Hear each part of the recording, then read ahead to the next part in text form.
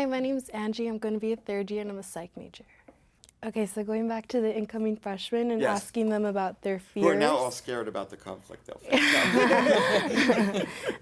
What do you think is the biggest misconception about coming to Irvine? Well, I can answer that two ways. There's a misconception about coming to Irvine and a misconception about coming to college in general. If it's okay with you, I'm going to kind of do both of those. Go for it. Okay. One of the things I find, right, is we're still a young school.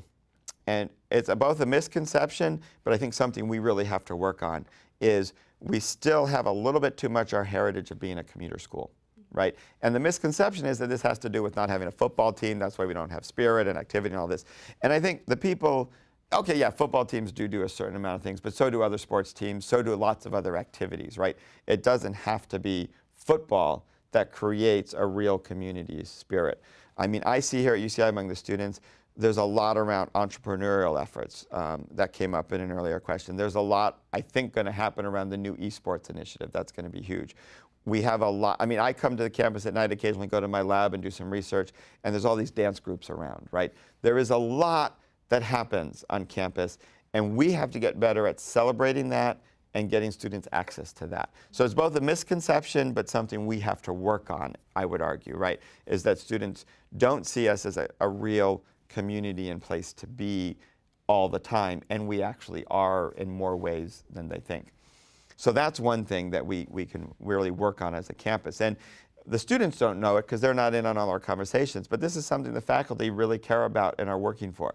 We're trying to figure out ways to really celebrate both, you know, faculty successes, but our students' successes. Our students are amazing, and we should celebrate them more.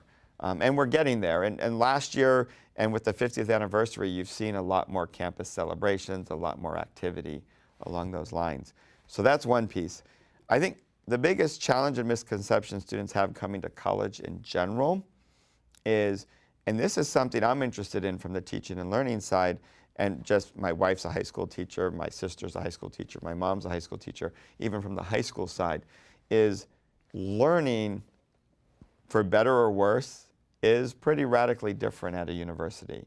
If for no other reason, I say this all the time, I say this at the orientations, as a student, like when you were in high school, how long did you go to school each day, roughly? 6, 7 hours. 6, 7 hours. Now that you're in college, how many hours a day are you in class? It varies. It varies, Yeah. but on average, if you were to, what's like the most?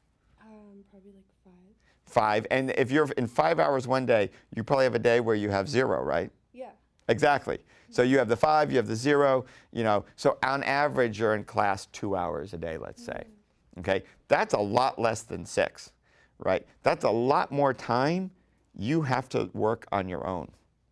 And I don't think we're very good at helping students understand that transition before they get here as a society. And I'm not blaming the high schools, it's the nature. High school is different than college, but we really as a society should look at how we better prepare students for that sudden transition where your education is now pretty much in your hands, right? We go from 6 hours being with teachers telling you what to do or having you do stuff to, at best, in a given class, 3 hours. If it's a lab class, maybe a little bit more, you know, plus or minus, but there's not a lot of time in class. So as a student, you have to find other ways to interact with the professor, interact with the TAs, interact with your peers.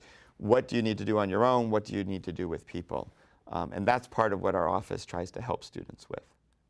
So, good question.